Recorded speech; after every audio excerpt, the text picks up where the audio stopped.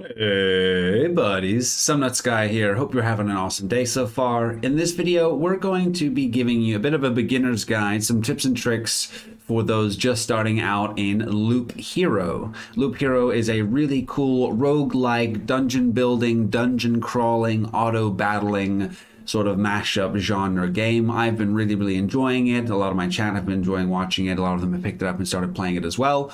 And it's really cool. So if you're here for some tips, we're going to get us started with some beginner tips to help you get started with the game. All right, let's go.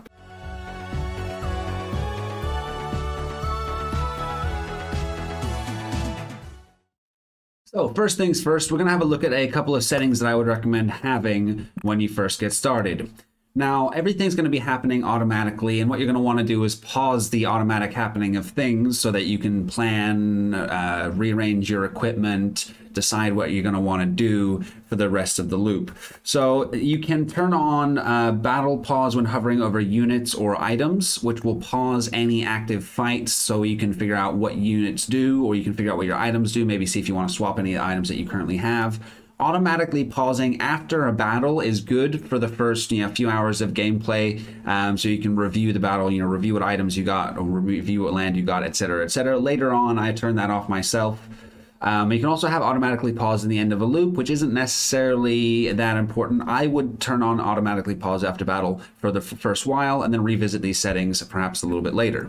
Now, when you first get into Loop Hero, you're going to jump right into your first loop. Now, a loop essentially is you following this path through the dungeon, battling creatures, and when you battle a creature, you get cards. When you get these cards, you can place these cards on the board, and essentially you're building the dungeon, you're building the map as you go through the cards that you're collecting, and you're also earning items through various ways as well. Now, there's different types of cards, different types of terrain that you can place. There's road cards. Road cards will be placed directly on the road itself, as like an overlay on top of the road. There's road side cards, like the Vampire Mansion, which can be placed next to the road side.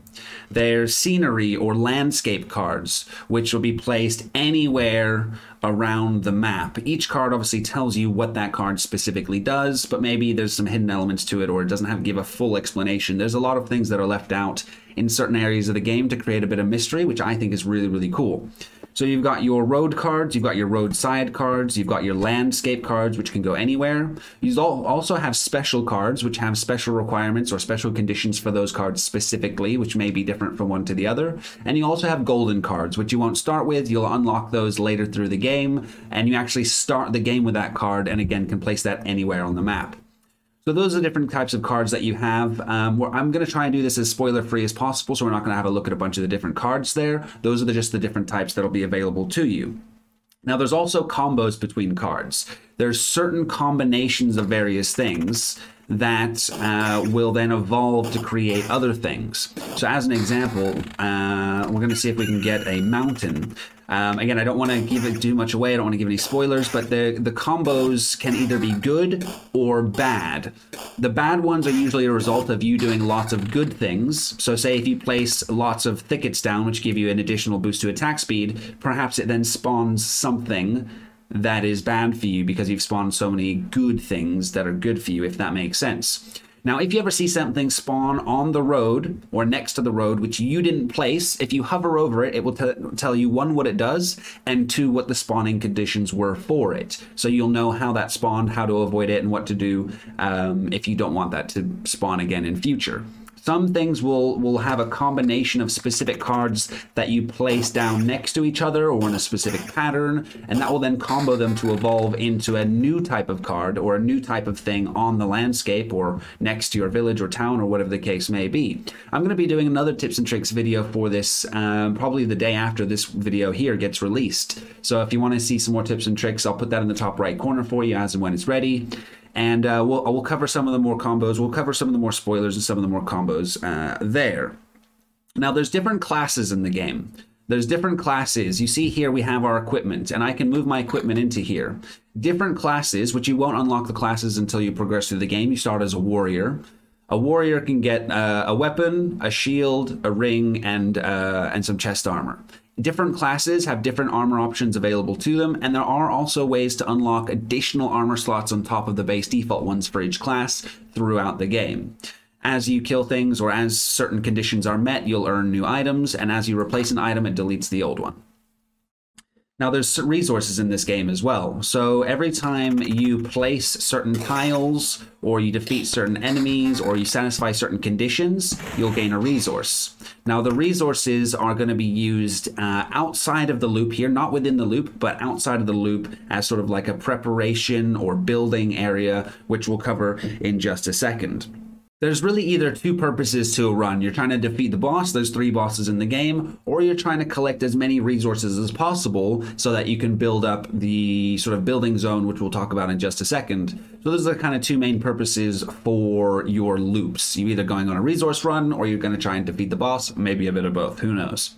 Now, if you leave the loop at any time, you can leave at any time, retreat, but you'll lose 40% of your resources if you leave in a random position. If you want to leave without losing any resources and you know you can get back to your campfire safely, you can hold down this button, and once you see this gear icon, that means that it'll ask you if you want to leave when you've completed the loop. So if we then go ahead and complete the loop, it'll ask us if we want to leave. If we leave when we're at the campfire via this mechanism, then we do not lose any resources. We get to leave safely, we bring all our resources with us. Now, if we die, then we'll lose 70% of our resources. So that's why you kind of want to do a resource run or a boss run, because you don't want to gain loads of resources on one run, then fight the boss. And unfortunately, you lose 70% of your resources because you died to the boss because you weren't ready for it, whatever the case may be. Now, the boss is summoned when this meter fills up. When this meter fills up, the boss is summoned. Every time you place a tile, any kind of tile, or anytime any kind of tile gets placed, you'll automatically start to increase this. When this bar gets to full, the boss will be summoned, and you don't have a choice. You have to fight it. So if you don't want to fight the boss, watch this bar and make sure you don't place too many things down around on the map. Now, because I've triggered this and I'm right on the campfire, it's going to ask us if we want to leave. We are going to retreat so that I can show you the camp zone. So let's retreat. We'll keep all our resources. Happy days. Now, obviously, my camp's a little bit built up here. You're not going to have a lot of these options. It's going to be very blank for you. The dialogue that you'll see automatically pop up. You know, I'd read the dialogue. The dialogue in this game is fantastic. As the dialogue pops up, you'll kind of explain what's going on, the theme behind the game, you know, the lore, and they'll also explain sort of what this camp is for and how to utilize it.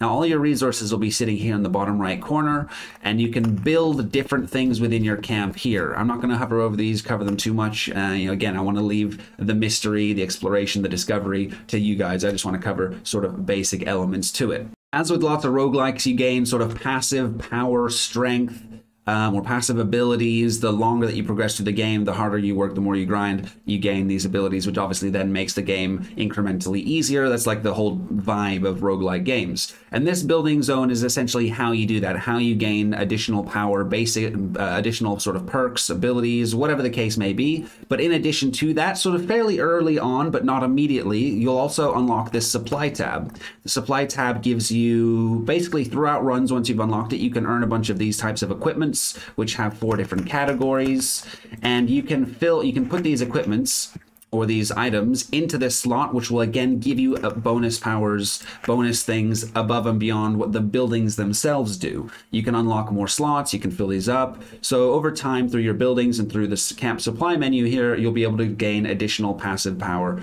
and stuff so that you can progress further and have more successful loops and obviously defeat the bosses and eventually the game itself as well.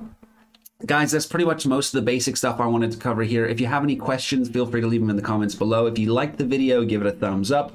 If you'd like to see more videos like this, consider subscribing. I stream on twitch.tv/SomeNutzGuy with a Z, SomeNutzGuy with a Z, just like the YouTube channel.